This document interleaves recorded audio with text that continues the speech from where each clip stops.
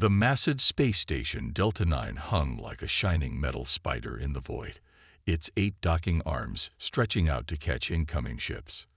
Through one of its observation windows, a group of alien station workers pressed their faces against the transparent metal, their large eyes fixed on the small human drinking coffee in the waiting area. "He just sits there, reading the radiation reports," whispered First Officer Green, his antennae twitching nervously. "How can he be so calm?"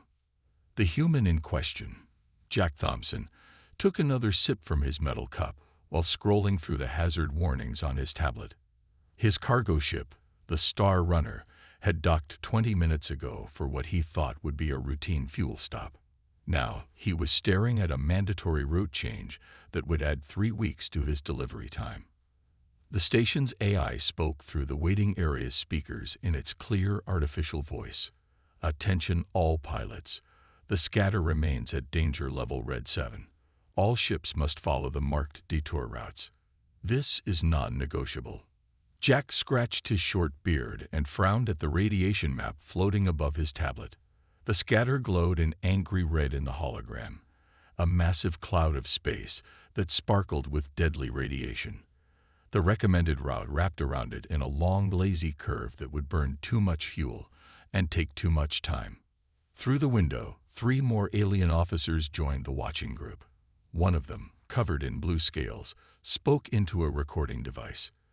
"Day 255. Standard Time. The human continues to show no signs of stress despite reading about radiation levels that would dissolve my outer membrane in seconds." Jack looked up and gave them a friendly wave. The aliens jumped back from the window, pretending they hadn't been staring. "Good morning," called out Station Commander Blue as he walked into the waiting area. His 4 legs moved in perfect harmony, while his upper body stayed perfectly still, a walk that had taken years to master. "Mr. Thompson, I must insist you review these safety protocols." Jack stood up, his 6-foot frame towering over the 4-foot-tall commander. "Morning, Commander. I've read them twice already. The scatter puts out about 800 rems per hour at its edges, rising to 1200 rems in the center, right?" The commander's skin shifted from blue to a pale green. "Correct. Exposure of more than 10 rems would kill most species in the Alliance. Even our best shielding only reduces it to 50 rems per hour. No ship can cross safely." Jack took another sip of coffee. "Commander, I grew up in a place called Denver. High altitude, lots of background radiation. Then I worked cleanup at some old nuclear sites. Trust me, humans have dealt with worse." The watching aliens began typing frantically on their devices, searching for information about this Denver place and its apparently deadly conditions. "Mr. Thompson," the commander said slowly, as if speaking to a child, "perhaps you don't understand. The scatter will kill you. Your ship's basic radiation shielding won't be enough. The detour route is your only option." Jack pulled up his delivery manifest. "Commander, I'm carrying medical supplies for Colony 7. They're fighting off a plague. 3 weeks delay means thousands of deaths." He zoomed in on the scatter's map. "Look here. If I cut straight through the middle, I can make it in 2 days." The commander's skin went from green to almost white. "Impossible. The radiation levels, your organs would be fine," Jack finished. "Humans are pretty good with radiation. Sure, I'll probably need some anti-radiation meds when I land, but nothing serious." He finished his coffee and stood up. "Now, about that refueling." The commander's mouth opened and closed several times before he found his voice. You intend to cross the scatter voluntarily?" "Well, yeah," Jack shrugged. "Those supplies won't deliver themselves." The watching aliens broke into frantic discussions, their translator devices struggling to keep up with their excited chatter. Some rushed to their communication stations to report this unprecedented event, while others started placing bets on the human's survival chances. Commander Blue stared at the calm human before him, wondering if he was witnessing the bravest or most foolish decision in station history. Either way, he knew that watching this human casually plan a journey through certain death would be something he'd never forget. "Very well," the commander said finally, "but we'll be monitoring your progress. At the first sign of trouble." Jack smiled and patted the commander's shoulder, causing several watching aliens to gasp at such casual contact. "Thanks, Commander. Don't worry, this isn't even the craziest thing I've done this month." The station's control room buzzed with activity as Jack studied the detailed maps of the scatter. Around him, alien technicians monitored their screens, occasionally glancing at the human who seemed far too relaxed about flying into certain death. "Look at these readings," Jack muttered, pointing at his tablet. The medical supply manifest showed a long list of vaccines and treatments. Below it, another document displayed the rising death toll on Colony 7. Every hour spent taking the long route meant more lives lost. A young alien intern approached his desk, carrying a stack of warning forms. Her 6 eyes blinked nervously as she set them down. "Sir, you must sign these papers stating that Delta 9 Station is not responsible for your, horrible death." Jack looked up and smiled. "Thanks. Say, you're from medical, right? Take a look at this." He showed her the colony's emergency request. "How bad is it?" The intern's eyes widened as she read. "This is terrible. The colony's immune systems can't fight the plague without these supplies." She trailed off, her color changing to a deep purple of distress. "Exactly," Jack said, signing the forms without reading them. "Now about these radiation levels." He pulled up the scanner data. "See this gap here? If I time it right, I can slip through where the radiation's weakest." The intern stared at the spot he pointed to. "But sir, that weak spot still has enough radiation to kill most species in minutes." "Good thing I'm not most species," Jack replied with a grin. He stood up and stretched, his joints popping loudly enough to make nearby aliens jump. Time to get moving. As Jack walked toward the docking bay, Commander Blue rushed after him. "Mr. Thompson, the station's medical officer needs to speak with you." The medical officer, a tall creature with crystalline skin, hurried forward. "Human, our scans show your species has unusual radiation tolerance, but this is beyond anything we've recorded. How can you be so certain of survival?" Jack stopped walking and thought for a moment. "Ever heard of a place called Chernobyl?" The aliens quickly searched their databases. Their eyes widened as they read about the ancient Earth disaster.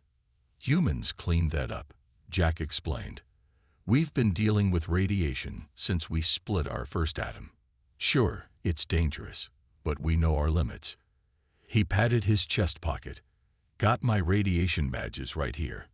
When they turn dark, I'll know it's time to worry." The medical officer's crystalline form sparkled with concern. "But your ship's shielding is rated for human cargo," Jack finished. "We build everything assuming there might be radiation. Standard practice back home." A crowd had gathered in the docking bay as Jack did his pre-flight checks. Aliens from dozens of species watched, recording everything on their devices.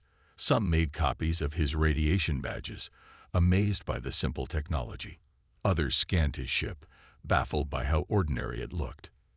"The human ship has no special protection," one observer announced. "Just standard shielding." "They really are Deathworlders," another whispered. "Their whole planet must be toxic." Jack closed his cargo hold and climbed into the cockpit. Through the window, he could see Commander Blue arguing with station control, probably trying to find a legal way to stop him. But there wasn't one. No law said you couldn't fly through the scatter. Everyone had just assumed nobody would be crazy enough to try. The station's AI spoke one last time. "Warning. Flight path through the scatter detected. This route has a calculated survival rate of 0% for all known species." "Good thing we're still learning about species then," Jack muttered as he started his engines. The docking clamps released with a loud clang that echoed through the suddenly quiet bay. As the Star Runner pulled away from Delta 9, Jack could see hundreds of aliens pressed against the observation windows. He gave them a casual salute before turning his ship toward the glowing red cloud ahead. "Star Runner to control," he called out. "Beginning direct route through the scatter. Keep an eye out for any other ships that might need help in there." Thompson out. The last thing the station crew saw was Jack's ship flying straight and steady toward the deadly radiation zone, as casual as a morning commute. Commander Blue shook his head in disbelief. "Either humans are the bravest species we've ever met," he said to no one in particular, "or they're completely insane."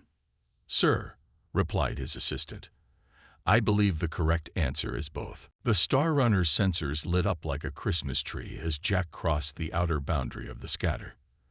Red warning lights flashed across his control panel, and his computer repeatedly tried to change course. He calmly reached over and switched off the automatic warnings. "Computer, log radiation levels, but stop the alerts," he said, pulling out a sandwich from his lunchbox. "And play some music, something classic." Back at Station Delta 9, the monitoring room was packed. Aliens of every shape and size crowded around the screens tracking Jack's ship. Many had canceled their shifts to watch the impossible journey. "The human is eating," shouted one observer, causing a stir among the crowd. In the scatter, while the radiation levels are at 900 rems, Commander Blue watched the readings with all four of his eyes. "Has he activated his emergency shields?" "No, sir," replied a technician. "Just standard protection." "And is that Earth music we're picking up?" Through the crackling radiation, they could hear the faint sounds of old human rock music playing from Jack's ship. The aliens looked at each other in disbelief. Inside the Star Runner, Jack hummed along to the music while checking his course. The scatter glowed outside his windows, casting strange shadows across his cabin. His radiation badge had darkened slightly but was nowhere near the danger zone. "Star Runner to Delta 9, he called out. "First hour report. All systems normal. Radiation's making my coffee taste a bit funny, though." The station erupted in chaos at his casual message. The betting pools on his survival had to be reorganized as he passed the 1-hour mark that most had wagered against. "How is he still conscious?" demanded the station's medical officer. "These readings suggest his DNA should be unraveling." A scientist from the biology department rushed in with a report. "I've been studying Earth's historical data. Their planet's background radiation is higher than most habitable worlds. They evolved with it." This news spread quickly through the station. Aliens began pulling up information about Earth, their expressions changing from confusion to horror as they learned about the planet's radiation levels, atmospheric pressure, and gravity. "They live in these conditions?" asked a floating gas-based alien. "By choice." Back in the scatter, Jack was dealing with his first challenge. A wave of intense radiation had knocked out his long-range communications. He could still send basic signals to the station, but couldn't receive their responses. "Guess I'm flying solo," he muttered, checking his backup systems. The ship's hull creaked as another radiation wave hit, but the shielding held. His badge had darkened another shade, but still showed safe levels for human exposure. The Star Runner's sensors picked up strange patterns in the radiation cloud. Jack studied them with interest, making notes for the scientists back at the station. No one had ever gotten close enough to properly study the scatter's interior. "Fascinating," he said to himself. "The radiation's not random. There's a pattern here." 6 hours into his journey, Jack noticed his instruments starting to act strangely. The radiation was affecting their calibration. He switched to manual controls, using his experience and the old-fashioned backup compass to stay on course. At Delta 9, the aliens watched in amazement as the tiny ship continued its steady progress through the deadly zone. News of the journey had spread to other stations and ships in the sector. The monitoring room was now receiving messages from dozens of worlds, all watching the humans' progress. "Update from medical analysis," announced a junior officer. "The human's vital signs are elevated but stable. His species appears to be repairing radiation damage as it occurs." Commander Blue shook his head in wonder. They're like living radiation shields. All this time we thought Earth was a death world, but it was actually training ground for space exploration. Jack's voice crackled through the static. Star Runner checking in. 8 hours in. Getting some interesting readings here. Might have found something your scientists will want to see. Thompson out. The message was casual, almost bored, as if he were reporting on a routine cargo run. The watching aliens couldn't understand how anyone could be so calm while flying through what they considered to be certain death. Perhaps, suggested an alien philosopher who had joined the observers, we have been looking at this wrong. Maybe we are the strange ones, living only in the safest parts of space, while humans, he gestured at the tracking screen showing Jack's steady progress. They seem built for the dangerous parts. The room fell silent as they considered this new perspective. Out in the scatter, oblivious to his growing audience, Jack finished his sandwich and prepared for the next phase of his journey through the deadly void. 12 hours into his journey through the scatter, Jack's radar picked up something unusual. At first, he thought the radiation was causing false readings, but the signal remained steady. A large metal object floating in the deadliest part of the radiation cloud. "Well, that's interesting," he muttered, adjusting his course to get a closer look. His radiation badge had darkened to a deep amber color, but he knew he still had several hours of safe exposure left. The Star Runner's spotlights cut through the glowing radiation, revealing a sight that made Jack sit up straight in his chair. No way. There, trapped in the heart of the scatter, was a massive ship. Its hull design was unlike anything he'd seen before, with sweeping curves and delicate spires that reminded him of ocean creatures from Earth. But now those beautiful lines were broken and scarred, telling a story of disaster. "Star Runner to Delta 9, Jack transmitted. "Found something you might want to know about. Remember that luxury liner that vanished 2 years ago? The Crystal Dream. I'm looking at it right now." At Station Delta 9, the monitoring room exploded with activity. The Crystal Dream's disappearance was legendary, the most advanced passenger ship ever built, lost with all hands during a routine voyage. The search had been called off when rescue ships couldn't get close enough through the scatter's radiation. "Impossible," Commander Blue shouted. "The radiation levels there would have destroyed any wreckage by now." But Jack's video feed, though staticky from radiation interference, showed the truth. The Crystal Dream had survived, hidden in the one place no one could reach it. As Jack maneuvered closer, his sensors began picking up something even more surprising. "Delta 9, I'm getting power readings. Weak ones, but they're there. And, hold on." He adjusted his instruments. "I'm picking up stasis pod signals. Active ones." The station's medical officer grabbed the communication controls. "Human. The Crystal Dream had emergency stasis chambers for its passengers. If any activated during the disaster. Then there might be survivors," Jack finished. "Still alive because nobody could reach them."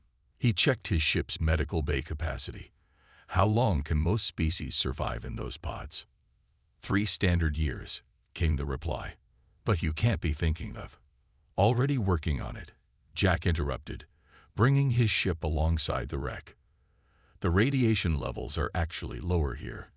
The Dream's hull must be shielding part of the area. I'm going to try to dock." The watching aliens could hardly believe what they were seeing. Not only had the human survived flying into the scatter, but now he was attempting a rescue that had been deemed impossible. Jack sealed his helmet, double-checked his radiation badge, and prepared for a spacewalk. His suit's protection was minimal by alien standards, but he knew it would hold up long enough. Besides, the readings showed he had about 20 minutes before hitting dangerous exposure levels. "All right," he said to himself, cycling the airlock. "Let's see who's still home." The Crystal Dream's emergency airlock was still functional. Jack made his way through the dark corridors, his helmet lights showing signs of the panic that must have happened when the ship strayed into the scatter. But the emergency protocols had worked. He could see where automated systems had sealed off sections and activated stasis pods. "Delta 9, "I found the primary stasis chamber," he reported. 6 pods still active. Life signs stable. He moved closer to check the status displays. "Got 2 Centaurians, 3 Rigelians, and one of those crystalline folks like your medical officer, all in perfect hibernation." Commander Blue's voice crackled through the static. Can you save them?" Jack was already checking the pod release mechanisms. "My mid-bay can handle 6. It'll be tight, but we'll make it work." He paused. "Though I might need help carrying the Centaurians. Those folks are not light." The station's observers watched in stunned silence as Jack began the delicate work of transferring survivors from a wreck that had been declared permanently lost.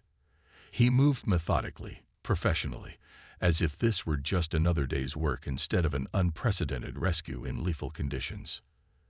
"You know," Jack said as he carefully guided the first stasis pod through the airlock, "someone really should have thought to send humans to check this place out sooner. We're pretty good at this radiation stuff." In the station's monitoring room, several alien officials were already drafting new protocols about human radiation resistance and rescue capabilities. Meanwhile, Commander Blue watched the video feed, shaking his head in amazement. "First time in history," he murmured, "the scatter is giving something back." Moving 6 stasis pods through deadly radiation would have been impossible for most species. For Jack, it was just another challenging day at work. He floated through space between the Crystal Dream and his ship, carefully guiding the 3rd pod across the gap. "Almost dropped that one," he muttered, securing the Rigelian's pod in his medical bay. "These things are slippery." His radiation badge had turned a darker shade of amber, warning him that time was running short. Back at Delta 9, aliens from across the station crowded around view screens. The rescue attempt was now being broadcast across 17 star systems. Nobody had ever seen anything like it. A single human casually working in radiation levels that would kill most species instantly. "His exposure levels are beyond fatal thresholds," the medical officer shouted, crystals clicking nervously. "He must return to his ship immediately."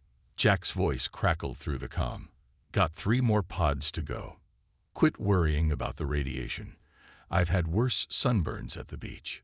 The watching aliens frantically searched their databases to understand what kind of deadly planet had beaches that could compare to the scatter's radiation. Inside the wreck of the Crystal Dream, Jack checked his timer. 15 minutes left before he'd hit his safety limit. The remaining pods held the 2 Centaurians, each one nearly twice his size, and the crystalline passenger. "Okay, big folks first," he said, starting the release sequence on a Centaurian pod. "Good thing I did all that weight training." The station observers watched in amazement as Jack pushed, pulled, and maneuvered the massive pod through the corridors. His vital signs showed strain, but he kept moving with determined efficiency. "Is he whistling?" asked Commander Blue, listening to the audio feed. "Earth music," confirmed a cultural specialist. "Something called working hard or hardly working. Most inappropriate for a deadly rescue mission." Jack secured the first Centaurian pod and returned for the second. His movements were getting slower, more careful. The radiation was starting to affect his inner ear, making balance tricky. "Getting a bit dizzy," he reported. "Nothing serious. Just need to concentrate a bit more." He reached the second Centaurian pod and began the careful process again. The station's sensors picked up a sudden spike in radiation levels. A new wave was passing through the scatter, heading straight for the rescue operation. "Human," shouted Commander Blue.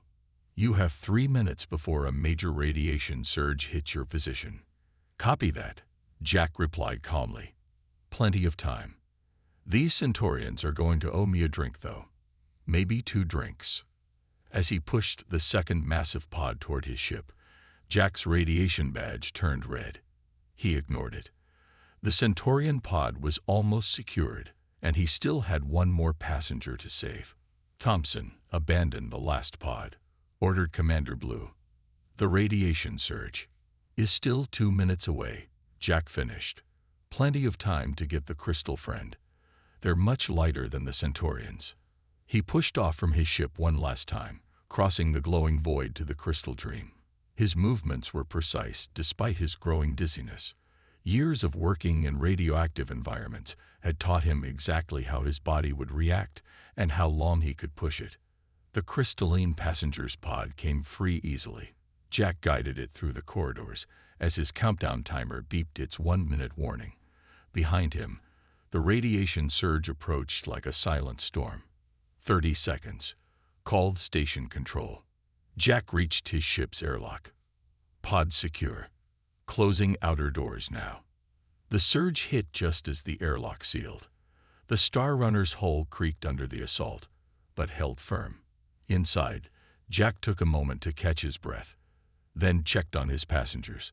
All 6 stasis pods showed stable readings. Rescue complete, he transmitted to the station. All survivors secured. Now, if nobody minds, I'm going to take some anti-radiation meds and have a nap. These folks aren't going anywhere. In the station's monitoring room, there was complete silence. Then, slowly, the observers began to react. Some wrote furious notes about human capabilities. Others simply stared at the screen in shock. A few began calculating how many of their own rescue protocols would need to be rewritten. Commander Blue finally found his voice. "Thompson, you need immediate medical attention." "Nah," Jack replied. "Just need some water, my pills, and maybe an hour's sleep. Had worse radiation exposure during that reactor cleanup in Idaho." He paused. "Though I wouldn't mind someone explaining why nobody thought to send humans into the scatter before. We could have found this ship months ago." The commander looked around his control room, meeting the eyes of various species. None had an answer. They had all assumed the scatter was simply too dangerous for any living thing. They had never considered that humans might have different definitions of dangerous. Jack woke up from his radiation recovery nap to multiple alarms beeping in his cockpit. The Star Runner's engines were struggling against the scatter's effects, and his ship's computer was flashing warnings about the hull integrity. All right, I'm up," he muttered, checking his systems. The 6 stasis pods in his medical bay were stable, but his ship wasn't happy about the extra weight. He popped 2 more anti-radiation pills and washed them down with water that tasted slightly metallic from the radiation. "Star Runner to Delta 9, he called out. "How are those engine readings looking from your end?" The station's response came through static. "Your port engine is showing signs of radiation damage. Recommend immediate course change tow." "No time," Jack interrupted, his eyes on the medical supplies in his cargo hold. Colony 7's plague isn't going to wait for a detour. He began rerouting power from non-essential systems to strengthen his engines. In Station Delta 9's control room, Commander Blue watched the human ship push through the scatter at speeds that made his engineers nervous. "The human vessel's hull temperature is rising," reported a technician. "At this rate, parts of it might start melting in 30 minutes. "Thompson," called the commander, "your ship cannot sustain this speed through these radiation levels." Jack's reply was typically calm. "Sure she can. She's got 28 minutes of hull integrity left, and I need 25 to clear the scatter. That's a whole 3 minutes of safety margin." The aliens in the control room looked at each other in disbelief. To them, a 3-minute safety margin might as well have been no margin at all. Inside the Star Runner, Jack worked quickly to balance his ship's systems. The rescue had taken longer than planned, and now he needed to make up time. His radiation badge had reset to yellow after his nap, but the ship's badge was deep red. "Come on, old girl," he said, patting his control panel. "Just a little longer." The ship's frame groaned as another radiation wave hit. In the medical bay, the stasis pod's power supply flickered. Jack diverted more energy to keep them stable, leaving only emergency lighting in the rest of the ship. News of the rescue had spread across the sector. Ships from various species lined up at the edge of the scatter, waiting to see if the crazy human would actually make it through with both his rescued passengers and medical supplies intact. 15 minutes to clear the scatter, Jack reported. His voice was steady, but his forehead glistened with sweat as he fought to keep the ship on course. "Engines at 110% capacity." 110, shouted an engineer at Delta 9. "That's not possible. The engines will burn out." "Standard human engineering," Jack explained between breathing heavily. "We always build in a little extra capacity for emergencies. Though I admit, this is pushing it." The Star Runner's hull began to glow slightly from the combination of speed and radiation. Inside, temperature warnings flashed across every screen. Jack stripped off his jacket and kept working, manually adjusting his course through the scatter's deadliest sections. 10 minutes to clear," he called out. "Hull integrity at 40%. Those colony supplies better be worth all this trouble." Commander Blue's voice crackled through. "Thompson, your ship's structural integrity is failing. The radiation is eating through your—" I know," Jack interrupted, "but she'll hold together. Human ships are built tough." He paused to wipe sweat from his eyes. "Like human bodies, we expect things to go wrong, so we plan for it." The watching aliens began to understand something new about humans. It wasn't just their radiation resistance that made them special. It was their entire approach to danger. They built ships that could exceed their limits, created systems with emergency capacity, and treated deadly situations as mere inconveniences. 5 minutes to clear the scatter," Jack announced. His engines were screaming now, pushing far beyond their rated capacity. The hull temperature was critical, and warnings flashed everywhere he looked. But ahead, he could see the edge of the radiation cloud. "Thompson," called Commander Blue, "your ship." "We'll make it," Jack finished firmly. "Because those colonists need their medicine. These survivors need help, and I promised to deliver both. Simple as that." The aliens watched in awe as the small human ship, glowing red-hot and trailing radiation particles, pushed through the final minutes of its journey. They were witnessing something they had never seen before, a being that didn't just survive in deadly conditions, but thrived in them, forcing both technology and biology to bend to sheer human determination. 1 month after Jack Thompson's historic flight through the scatter, Station Delta 9 looked very different. The once quiet space station now buzzed with activity as ships from across the galaxy arrived, many carrying human crews. Commander Blue stood at his favorite observation window, watching a new human cargo vessel plot its course through the scatter. "Another supply run through the radiation zone," he noted to his assistant. "That's the 10th this week." The assistant checked her tablet. "Yes, sir.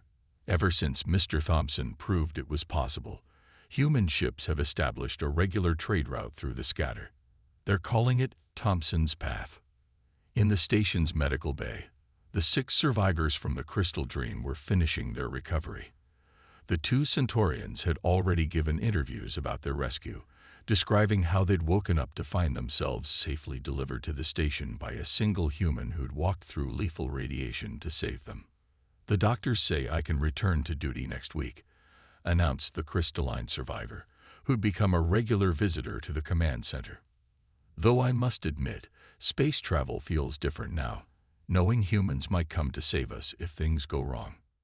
News reports played on screens throughout the station, showing footage from Colony 7. The medical supplies had arrived just in time, and the plague was now under control. But what really caught everyone's attention was the interview with Jack himself, recorded as he received the Galactic Service Medal. "I don't see what the big deal is," Jack said on screen, looking uncomfortable in his formal uniform. "Any human cargo pilot would have done the same. We're pretty good with radiation, that's all." The camera panned to show the audience, representatives from 50 different species, all studying the human with newfound respect and curiosity. In another part of the station, a group of alien scientists huddled around their research results. They'd spent weeks studying data from Jack's flight and human biology. "It's remarkable," said the lead researcher. "Their home planet's background radiation, their star's UV output, their gravity.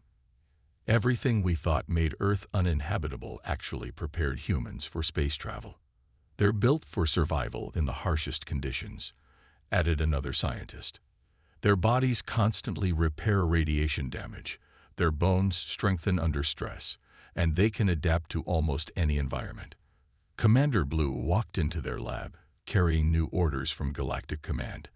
The Council has approved the formation of a special human-led rescue division, he announced. They want human ships and crews ready to help anywhere that's too dangerous for other species. The scientists nodded in approval. Already, ships across the galaxy were being retrofitted with human-rated rescue equipment. The discovery that humans could safely operate in radiation zones had changed everything about space travel and emergency response. In the station's busy cafeteria, Jack sat drinking coffee with a group of newly arrived human cargo pilots. His ship, the Star Runner, was docked outside getting repairs and upgrades. So there I was, he told them, pushing those stasis pods through the scatter, when the radiation actually started making my coffee taste better. The other humans laughed, while nearby alien observers took careful notes about human humor in deadly situations. A young alien approached their table nervously. "Mr. Thompson, the station's historical department wants to preserve your radiation badge. They say it's the first proof that the scatter could be crossed." Jack handed over the badge with a shrug.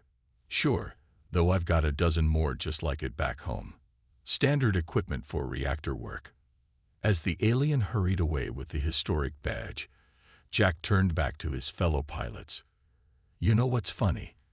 All this time they thought the scatter was uncrossable, but they just needed to ask the right species for help." The station's main viewing window showed the scatter glowing in the distance, no longer a barrier but a busy trade route. Human ships moved through it regularly now, their crews protected by generations of evolution on a planet that had prepared them for the challenges of space. Commander Blue watched another ship disappear into the radiation cloud, remembering how impossible such a sight would have seemed just a month ago. "Perhaps," he said to no one in particular, "we should stop calling Earth a death world." His assistant looked up from her tablet. "Oh, what should we call it instead?" The commander thought for a moment, watching Jack and his fellow humans chatting casually about radiation levels that would kill most species. "A training ground," he said finally. "Earth isn't a death world. It's where life learned to thrive in the deadliest parts of space." Outside, the scatter continued to glow, no longer a barrier between the stars, but a testament to humanity's unique place in the galaxy, the species that turned deadly radiation into a routine part of their working day.